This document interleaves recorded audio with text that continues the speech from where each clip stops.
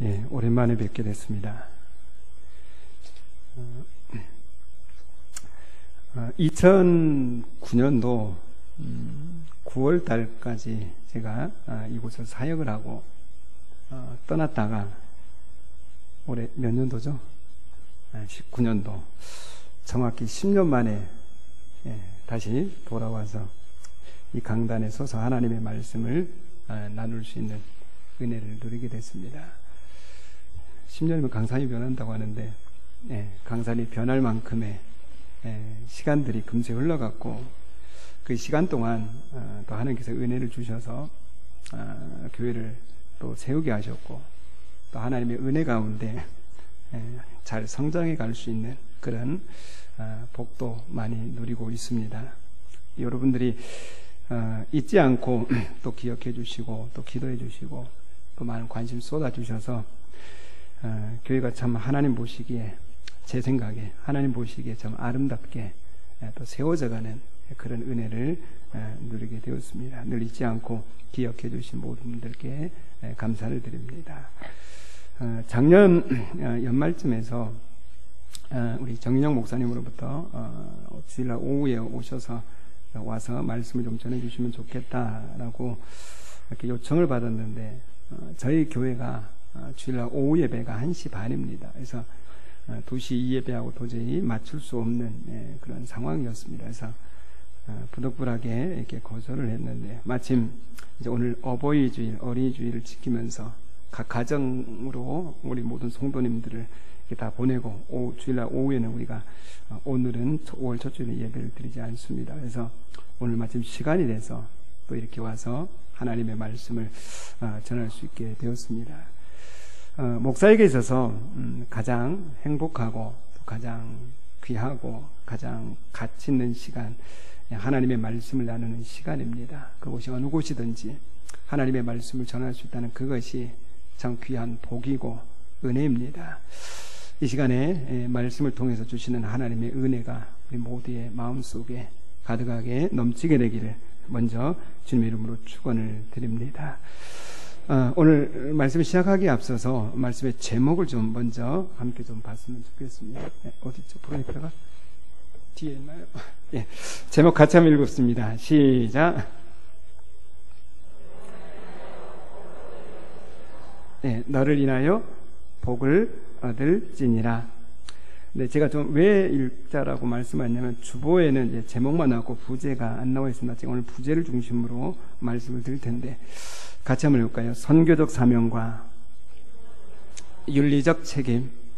네, 말이 좀 어렵나요? 다시 한번 할까요? 선교적 사명과 윤리적 책임.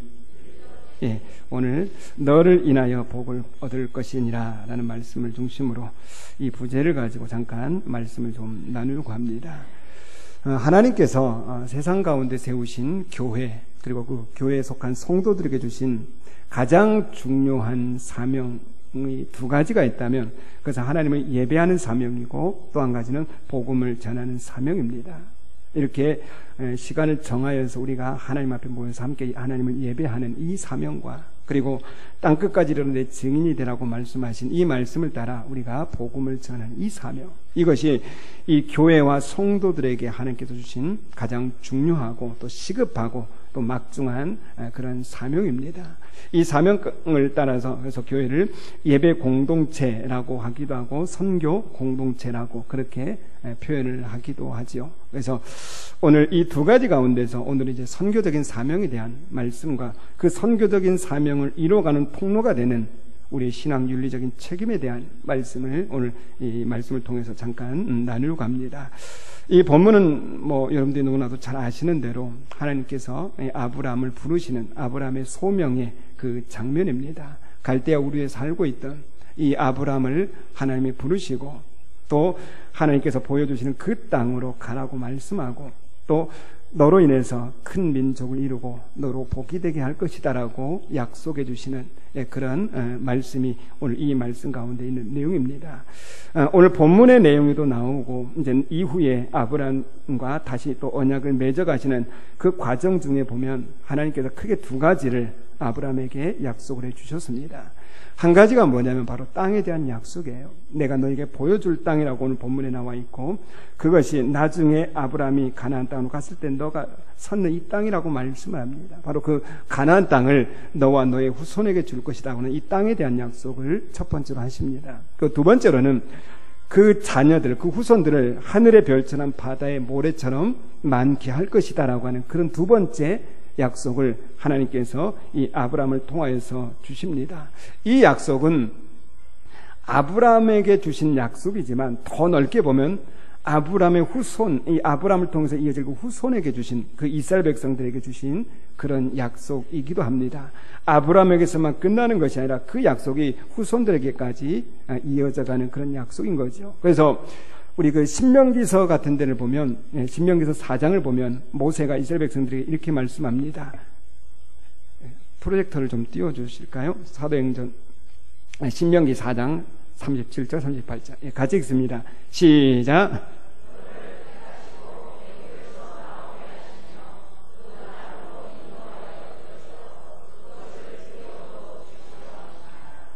신명기서가 어떤 성경인지 아시죠? 광야 40년을 지나고, 출애굽 후에 광야 40년을 지나고 이제 하나님이 약속하신 그 땅이 건너다 보이는 까지 와서 이제 모세가 유언과 같이 남겨주었던 그 설교가 바로 이 신명기서 말씀입니다. 그러한 성경을 통해서 이스라엘 백성들에게 모세가 그렇게 말해요. 하나님이 너희를 택하셨다. 그리고 애굽에서 나오게 하셨고, 그 옛날 아브라함부터 약속되어졌던 그 땅으로 너희들을 들여서 그것으로 기업을 얻게 하려고 하신다라고 그렇게 말씀을 하고 있습니다.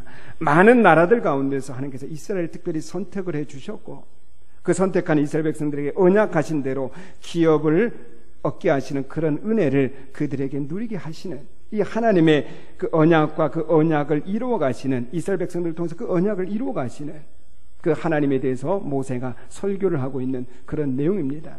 이 내용 가운데 특별히 크게 세 가지 중요한 단어가 나오는데요. 선택과 구속과 기업이라고 하는 그런 단어입니다. 선택은 뭔지 아시죠? 많은 민족 가운데서 하나님이 이스라엘을 선택하셨고, 구속은 애굽 땅에서 종살이 하던 그들을 인도하여 내셨고, 기업이라고 하는 것은 그들에게 약속하신 가나안 땅을 그들에게 기업으로 허락하여 주신 것입니다. 그렇게 선택하여 주셨고 구속하여 주셨고 기업을 얻게 하신 그 은혜, 그 은혜는 이 땅에 어떤 민족도 경험하지 않는, 또 경험하지 못한 이스라엘 백성들에게만 주신 하나님의 특별한 은혜였습니다.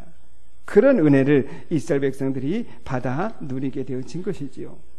자, 그런데 여기서 중요한 게 뭐냐면, 이런 이야기가, 이런 내용이 우리에게 어떤 의미가 있고 우리에게 어떻게 관계가 되어지는가 하는 바로 그 점입니다. 이스라엘 백성들이 하나님 앞에 선택을 받고 구속의 은혜를 입고 땅을 기업으로 얻는 이것이 오늘 이 시대 우리와 어떤 관계가 있고 우리에게 어떤 의미가 있는가는 바로 그 점입니다.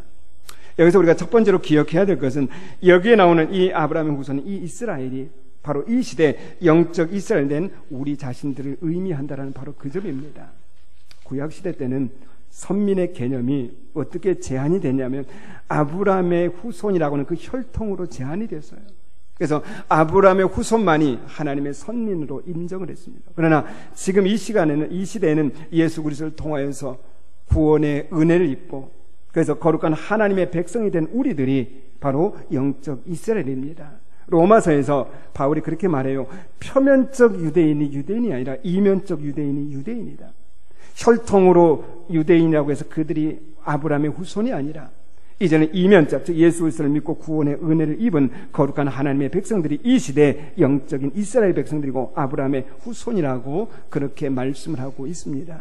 그렇게 우리가 영적인 이스라엘이라면 이스라엘 백성들에게 주셨던 선택과 구속과 또한 기업이라고 하는 이 복이 역시 우리들에게 동일하게 주어진 복이다라는 것을 우리는 알 수 있습니다. 무슨 의미인지 아시겠어요? 선택이 뭐냐면, 많은 사람들 가운데서 하나님이 우리를 선택해 주셨어요. 너는 내 것이라, 내가 너를 지명하여 불러나니 너는 내 것이라고 말씀하여.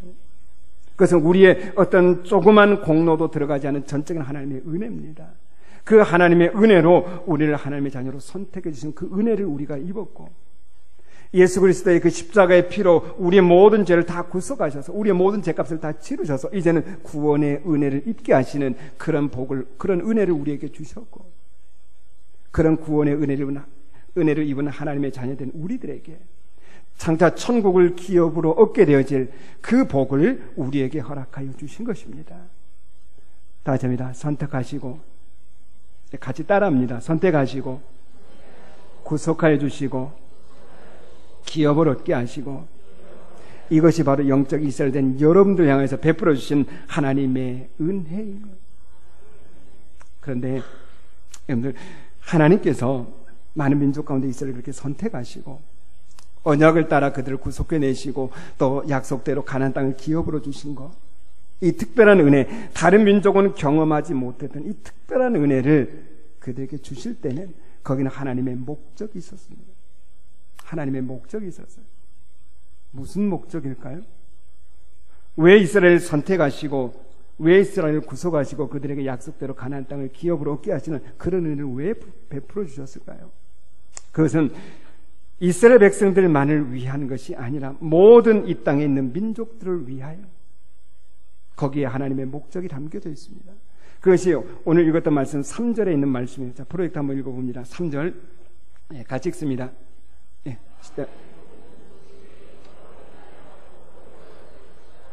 땅에 있는 모든 족속이 너로 인하여 복을 얻을 것이라. 여기에 이 너라고 하는 것은 이제 짧게 보면 아브람, 그 당대 또는 오늘 본문의 의미로 보면 아브람이지만 그 아브람을 통하여서 이루실 후손인 이스라엘 백성들을 의미합니다. 그래서 이스라엘 백성들을 통하여서 너를 인하여라는 말씀처럼 이스라엘 백성들을 인하여서 땅의 모든 족속이 복을 얻게 하기 위해서 이스라엘을 선택하셨고 먼저 구원의 은혜를 입게 하셨고 그들에게 약속대로 땅을 기업으로 얻는 그 은혜를, 특별한 은혜를 그들에게 베풀어 주신 것입니다. 그러니까 하나님께서 아브라함을 선택하셨을 때는, 그리고 이스라엘을 선택하셨을 때는, 그리고 그들에게 특별한 은혜를 베푸셨을 때는 단지 이스라엘만이 아니라 모든 민족과 세계를 하나님께서 그 마음에 품고 계셨던 거예요. 그들을 통하여서 다른 민족들까지 구원의 복을 얻게 하기 위해서 그들을 선택하여 주시고 구속하여 주시고 언약대로 가나안 땅을 얻는 그 은혜를 그들에게 베풀어 주신 겁니다. 그래서 이사야서 같은 데 성경을 보면 우리가 잘 아는 애굽이나 아수르와 같은 이방 민족들이잖아요. 근데 그 이방 민족들까지도 마지막 날에는 이스라엘과 함께 하나님 앞에 나와서 예배하는 그런 환상을 이사야 선지자가 선포를 해요. 이스라엘 통하여서 하나님의 구원의 역사가 모든 민족에게까지 뻗어가는 그런 놀라운 은혜를 선포하고 환상 가운데 선포하는 것을 우리가 보게 됩니다. 이렇듯 이스라엘 백성들에게는 그들로 인해서 온 민족이 하나님의 복을 받는 축복의 통로가 되는 그런 사명이 주어져 있습니다. 이것을 오늘 우리 제목 첫 번째로 나누는 이스라엘의 선교적 사명이라고 그렇게 표현합니다. 프로젝트 같이 한번 읽어볼까요? 자, 시작. 그 밑에 시작. 왜 하나님께서 이스라엘을 선택하셨고, 왜 이스라엘을 구원해 주셨고, 왜 그들에게 땅을 얻게 하셨는가? 바로 이런 선교적인 사명을 그들에게 맡겨주십니다. 단순히 너네들만이 하나님의 백성이 아니라 너희들을 통하여서 땅의 모든 민족이 너로 인해서 복을 받게 되어지는, 이 복은 물질의 복이 아니라 하나님을 알게 되어지는 복이고 하나님께 돌아와서 하나님을 예배하게 되는 바로 그런 복, 그 복을 모든 민족으로 얻게 하기 위해서 이스라엘을 하나님께서 선택하셨고 구원의 은혜를 베풀어 주신 것입니다. 그러니까 하나님께서 이스라엘을 선택하시고 특별한 은혜를 베풀어 주셨지만 오직 이스라엘만이 하나님의 관심사의 전부가 아니었던,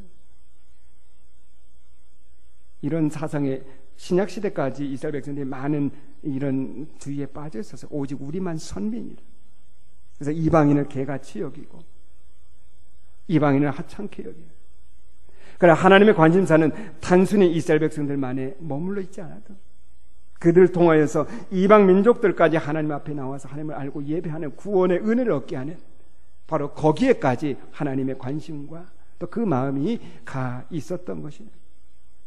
여러분, 적용적 면에서 우리가 좀 이걸 한번 좀 보면, 여러분, 이 이스라엘이 바로 아까 말씀드렸던 것처럼 우리 자신들을 의미한다라는 바로 그 점에서 이제 우리가 오늘 이 말씀을 좀 한번 봐야 돼요. 구약시대 때 혈통을 따라서 하나님의 선민이다라고 인정했던 것이, 이제는 예수 그리스도를 통하여서 구원의 은혜를 입은 우리가 거룩한 하나님의 백성이라고 말씀을 하고 있습니다. 그래서 이스라엘 백성들에 주셨던 그 은혜가 이제는 우리에게 동일하게 베풀어 주시는 바로 그런 은혜가 우리에게 주어져 있는 것. 그런 면에서 우리에게도 똑같은 이스라엘과 똑같은 선교적인 사명이 주어져 있는 것. 이스라엘 백성들에만 주어져 있는 것이 아니라 바로 우리들에게도 선교적인 사명을 감당해야 될 그 책임이 우리에게 분명하게 주어져 있습니다. 그 축복의 통로라는 그 찬양 잘 아시죠? 축복의 통로. 예, 찬양을 하기는 그렇고 가사를 한번 쭉 한번 읽어봅니다. 예. 시작.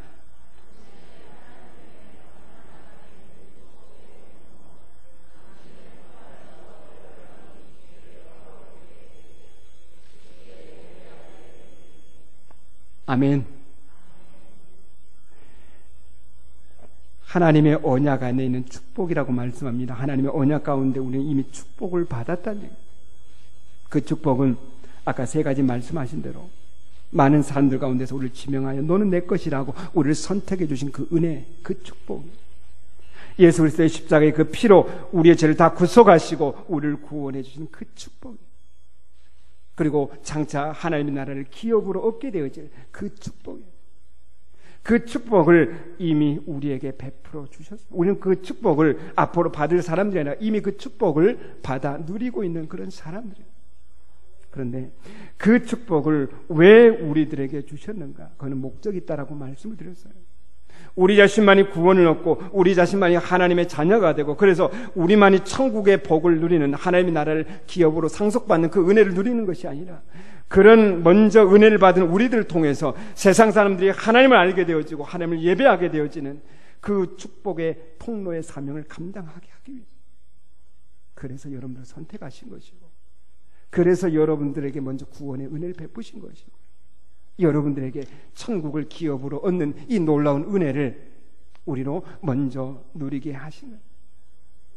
그러면 우리가 그런 선교적인 사명을 맡고 있다면 우리의 삶은 어떤 삶이 되어야 되느냐? 그 선교적인 사명을 감당하는 삶이 되어야 합니다. 세상에 하나님의 축복의 통로가 되어지는 그 삶을 살아가요. 여러분들이 하나님 앞에 선택받은 거룩한 하나님의 백성인 것을 드러내고 예수 그리스도의 피로 구속함을 얻어 구원의 은혜를 입고 장차 하나님의 나라 영원한 천국을 소유한 그 은혜를 받은 사람인 것을 여러분들의 삶으로 드러내셔야 돼요.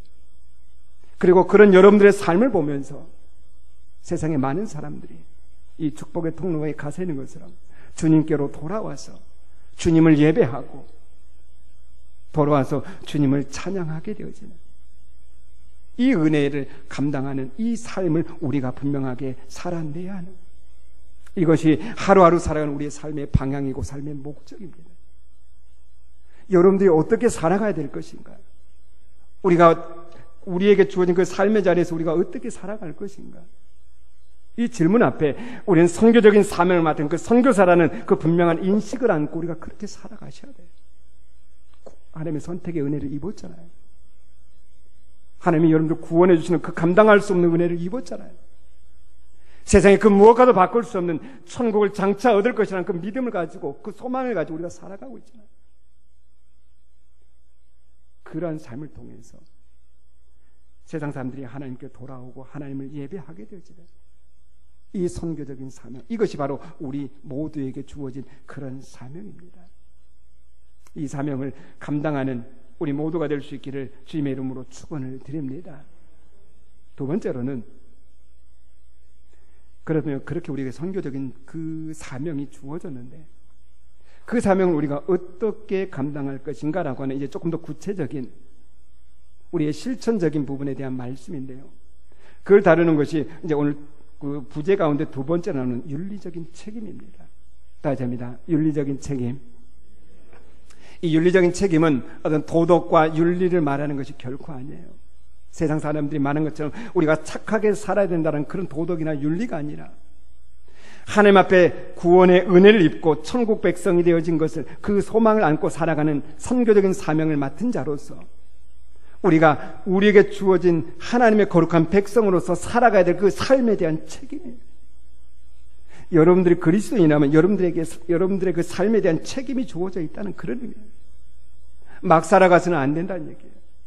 여러분들의 분명한 신앙 윤리적인 책임을 감당하는 그런 삶을 여러분들이 살아가야 될 의무와 그런 사명이 우리에게 그대로 주어져 있다. 예레미야서를 보면 그 하나님께서 마지막 한 사람을 찾으시는 그런 내용이 나옵니다. 예레미야 그 선지자가 살던 시대가 어떤 시대인지 아시죠? 이 예레미야 성경이 쓰여지던 그 시대. 정말 이거 눈물의 선지자라고 우리가 예레미야를 표현하는 것처럼 정말 하나님께 돌아오지 않는 이스라엘 백성을 향해서 눈물로 외쳤던 선지자입니다. 이 예레미야 선지자는 이스라엘 백성들이 그렇게 하나님 앞에 그 선지자가 눈물로 외쳐도 돌아오지 않았고, 그래서 결국은 그 남유다는 그 나라가 바벨론이라는 나라에 완전히 처절하게 멸망을 당하고 많은 사람들이 포로로 잡혀가는 그것을 직접 목격했던 선지자예요. 그게 이 예레미야 선지자입니다. 그러니까 그 시대가 그렇게 타락한 시대, 그 시대 속에서 하나님이 한 사람을 찾으셨어요. 어떤 한 사람을 찾으셨는가? 한번 예레미야서 5장 1절 같이 읽습니다. 시작.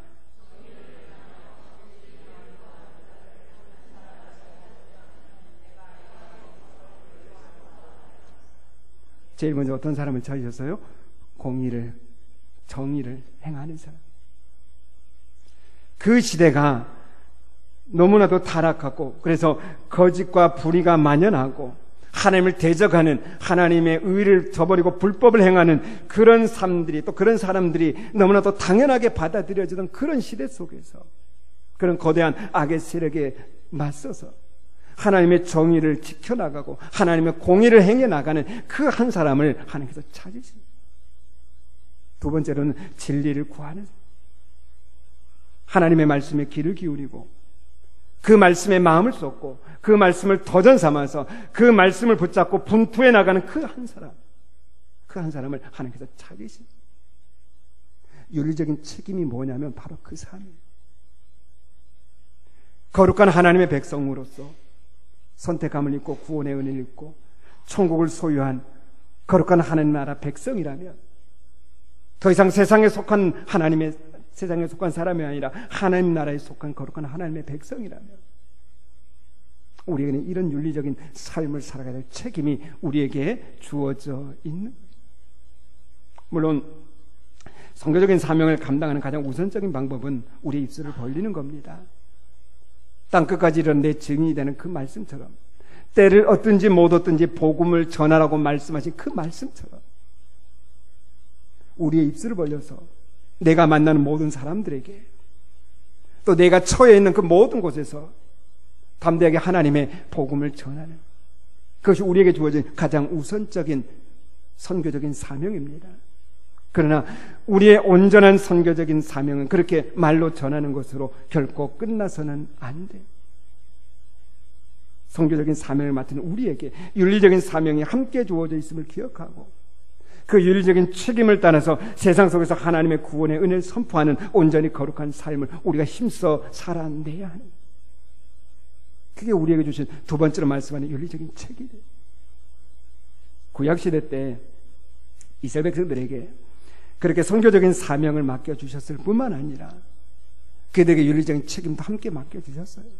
그들을 향해서 제사장 나라라고 선포하셨습니다. 세상과 하나님의 나라를 이렇게 하나님을 연결하는, 그래서 하나님을 알지 못했던 그들이 하나님께로 돌아와서 하나님을 예배하게 하는 그 제사장 나라, 그 윤리적인 그 책임을 감당하게 하기 위해서 그들에게 율법도 주셨고, 그래서 그들이 의와 공의를 행하며 말씀을 쫓아 행하는 거룩한 나라가 되는 그런 삶을 살아갈 그 책임을 함께 주셨어요.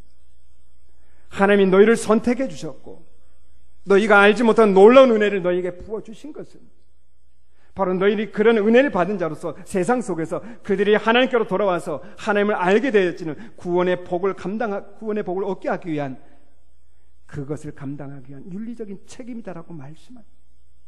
한마디로 하나님의 거룩한 백성으로서 막 살아서는 안 된다는 것을 말씀합니다. 거룩한 하나님의 백성으로서 책임을 다 감당하라고 말씀하십니다. 여러분들, 하나님께서 이스라엘 백성들을 이렇게 선교적인 사명을 주셔서 특별히 부르셨다라고 하는 것은, 그리고 그들에게 세상 사람들이 하나님께로 돌아오게 하는 복의 근원이 되어지는 그런 책임을 주셨다는 것은, 비유하자면 아마 이렇게도 표현할 수 있을 것 같습니다. 이스라엘을 무대 위에다가 세우신 거예요. 이스라엘을 어디에다 세우셨다고요? 어디에다가? 네, 무대 위에다. 무대 서보셨죠? 다? 무대에 서면 밑에 누가 있어요? 관객들이 있는 거예요. 이스라엘 백성들이 무대 위에 딱 서 있어요. 그럼 관객은 누구겠습니까? 아까 12장 3절에 있는 말씀으로 보면 땅의 모든 족속, 땅에는 모든 이방 민족, 그 이방 민족들이 이스라엘 백성들이 어떻게 살아가는가를 보는 거예요. 그게 그들에게 맡겨진 선교적인 사명과 윤리적인 책임이에요. 만약에 그들이 이방 민족들을 하나님께로 인도하는 이 선교적인 사명이 있음을 분명히 인식하고, 그래서 그들이 의와 공의를 쫓아 행하고 진리의 말씀을 따라 살아가고, 그래서 그들을 향해서 베풀어 주시는 하나님의 놀라운 은혜를 받는 그런 모습을 세상 사람들에게 보여준다면, 밑에 관객으로 있는 세상 사람들이 어떻게 반응하겠어요? 그들이 하나님께 돌아와서 그들이 하나님의 살아계심을 알게 되어지고, 하나님께로 돌아와서 하나님을 예배하는, 마치 이사야 선지자가 선포한 것처럼, 예언한 것처럼 애굽이나 아수르와 같은 그런 이방 민족들까지도 마지막 날에 하나님 앞에 와서 예배하는 구원의 역사를 보게 될 것입니다. 반대로 이스라엘 백성들이 자신에게 선교적인 사명과 윤리적인 책임이 있음에도 그것을 망각하고 여전히 불의와 부정을 쫓아 행하고 거룩한 하나님의 백성의 모습을 다 잃어버리고 하나님을 떠나 곁길로 가는 그런 삶을 살아가고, 그래서 마지막에는 하나님 앞에 보응을 받는 그 모습을 본다면 밑에 있는 관객들의 반응은 어떻게 나올까요? 그들은 선민인 이스라엘 향하여서 멸시할 것이고, 하나님의 이름이 멸시를 당할 것이고, 그 이름의 영광이 가리워지게 될 것입니다. 여러분, 이건 우리도 마찬가지예요. 여러분들은 세상 속에 선교적인 사명을 맡은 자로 파송되어진 분들이에요. 그래서 윤리적인 책임을 다 감당하는, 그래서 하나님의 살아계심과 우리에게 베풀으신 그 은혜를 풍성하게 드러내서 그들로 하여금 세상으로 하여금 하나님께 돌아와서 예배하게 될 그 책임이 우리에게 있어요. 그렇기 때문에 우리의 삶이 어때야 되는가? 우리 역시 무대 위에 올려져야 돼요. 세상 사람들이 바라보는 그 무대 위에 여러분들의 삶이 다 드러난단 말이에요. 그래서 여러분들이 세상을 하나님께로 인도하는 선교적인 사명을 분명히 마음에 인식하고, 여러분들의 매일매일의 삶이 그 하나님의 구원의 은혜 받은 자의 그 삶, 거룩한 삶을 드러내고 살아간다면, 그런 여러분들의 삶은 단순히 삶으로 끝나는 것이 아니라 세상 사람들이 하나님께 돌아와서 하나님을 예배하게 되어지는, 우리가 축복의 통로라는 그 찬양 가사를 통해서 드렸던 것처럼 세상에 하나님께 돌아와서 하나님을 예배하게 되어지는 그런 구원의 은혜를 목도하게 될 것입니다. 역시 반대로 볼까요? 반대로 여러분들을 통해서 세상이 복을 받게 되어지는 그 선교적 사명이 주어져 있음에도 그 사명을 우리가 망각하고 세상에 섞여서 그렇게 살아가고 부정과 불의와 짝하고 그렇게 살아간다면, 여러분들을 바라보는 그 밑에 있는 관객들, 하나님을 알지 못하는 그 사람들의 반응은 어떻게 나타나겠어요? 그리스도인들을 멸시할 것이고 하나님의 이름이 멸시를 받을 것이고 그 영광이 가리워질 거예요.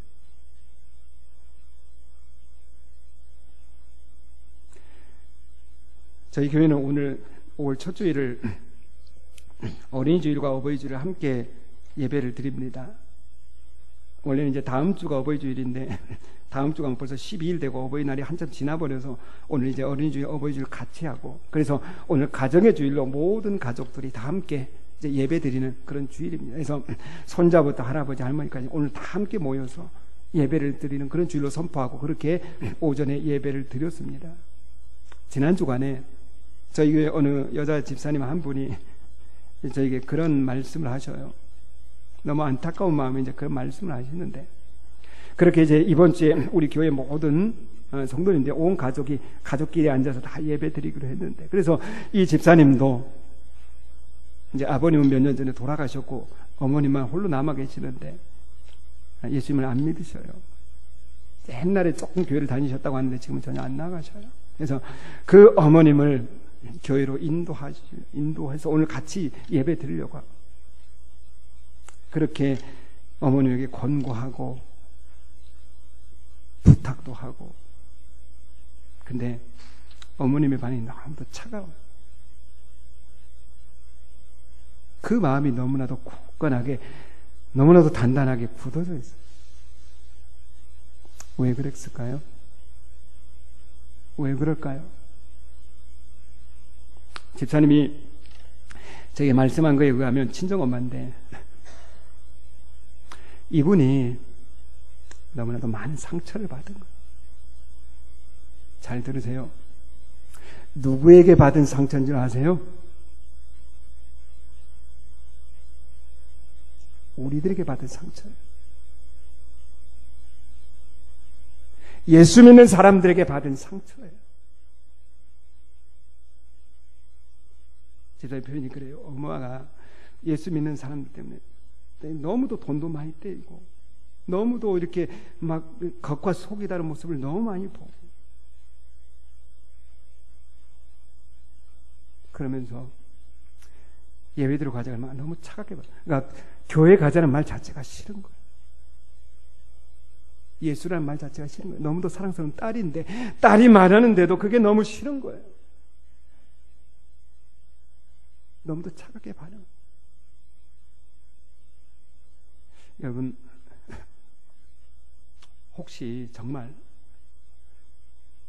여러분들 가운데 내 자신으로 인해서 그 누군가가 내가 교회 가고 싶은데, 내가 예수가 누구인지를 알고 싶은데 당신 때문에 내가 교회 안 나간다, 당신 때문에 내가 교회 안 나간다, 그 말을 여러분들 들은 적 있습니까? 얼마나 가슴 아픈 이야기인지 아십니까? 아셔야 돼요. 우리에게는 선교적 사명이 있고, 그 사명을 감당하기 위한 윤리적인 책임이 함께 있는 거예요. 하나님의 백성이면 하나님의 백성답게 살아가야 될 책임이 있는 거예요. 하나님의 자녀면 하나님의 자녀답게 살아가야 될 윤리적인 책임이 우리에게 있는 거예요. 왜 여러분들 선택하시고, 왜 여러분들에게 먼저 구원의 은혜를 입게 하시고, 왜 천국이라고 하는 이 놀라운 은혜를 우리에게 먼저 주셨는가? 바로 그런 은혜를 먼저 받은 여러분들을 통해서 세상에 하나님을 알지 못하는 사람들이 하나님께로 돌아와서 하나님께 예배하기 위한 그 선교적인 사명을 우리에게 주신 거예요. 그리고 그걸 감당하기 위해서 우리에게 윤리적인 책임도 함께 해주신 거예요. 아멘. 그게 우리에게 주신 책임이에요. 복음서에서 이 부분을 잘 말씀하는데, 그 산상수훈을 보면 빛과 소금의 그 비유, 그 예수님의 말씀이 나오죠. 세상의 소금이 되고 빛이 되는 게 아니에요. 우리 이미 세상의 소금이에요. 이미 세상의 빛이에요. 소금으로서 빛으로서 우리가 그 사명을 감당해요. 근데 그 말씀 마지막을 보면 뭐라고 말씀하냐면, 같이 한번 읽어봅니다. 자, 시작.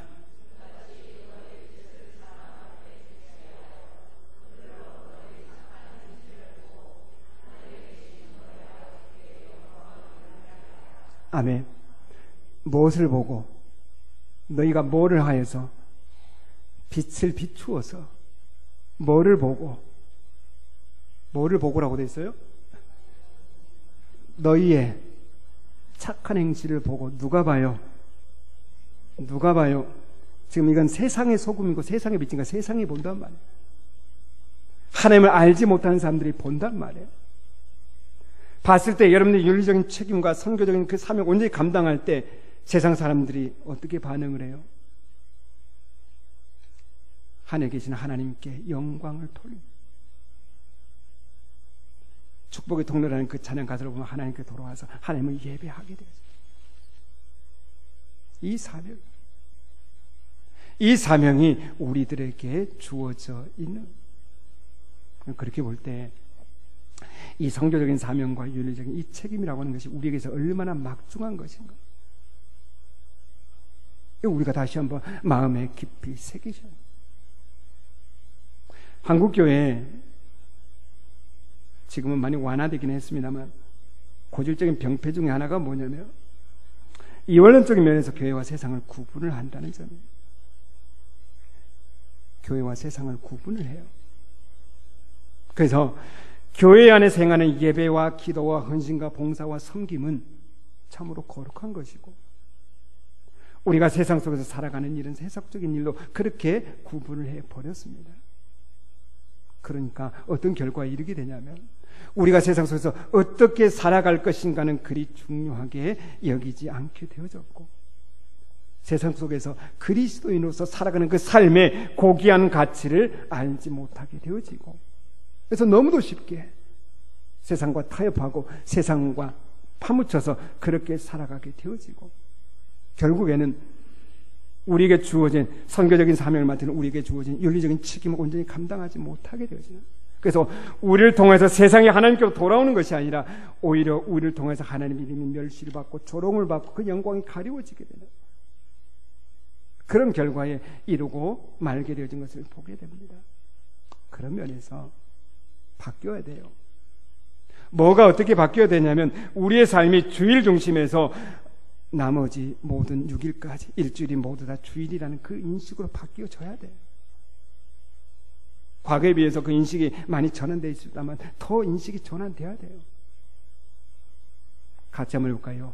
오늘만이 아니고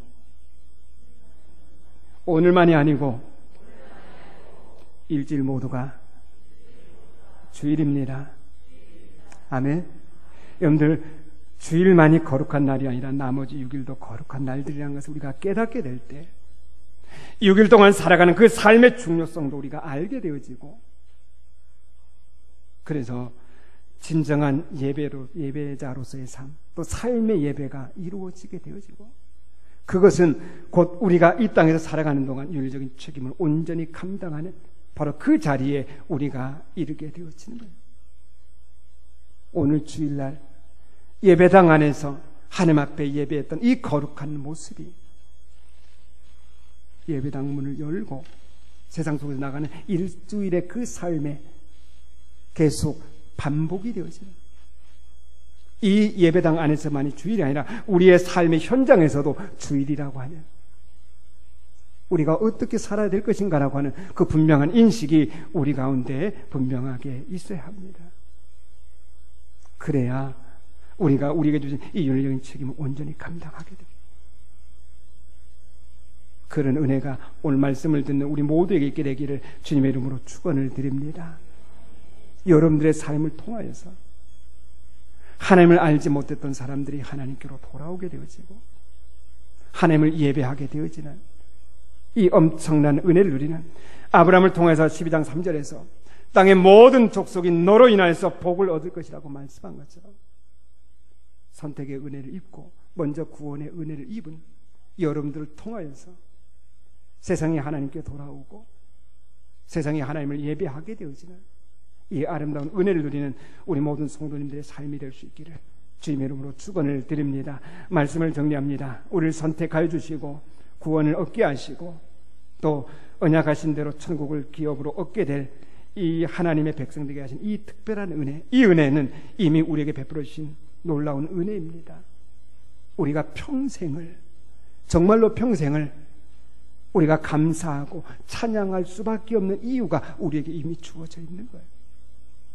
그 은혜에 늘 감사하고 찬송할 수 있기를 주님의 이름으로 축원을 드립니다. 더 나아가서 그런 은혜를 우리에게 먼저 주신 것은 그런 우리들로 하여금 세상의 축복의 통로가 되게 하기 위함입니다. 하나님을 알지 못했던 그 세상 사람들이 우리의 모습을 보고 하나님께로 돌아와서 하나님을 예배하고 하나님을 경배하는 그 놀라운 구원의 은혜를 이루어가게 하기 위해서입니다. 그래서 이번 한 주간, 아니 앞으로 우리의 삶이 늘 내게 선교적 사명이 주어져 있음을 기억하고 윤리적인 책임을 온전히 잘 감당하는 진정한 그리스도인의 삶을 살아가는 우리 모두가 될 수 있기를 주님의 이름으로 축원을 드립니다.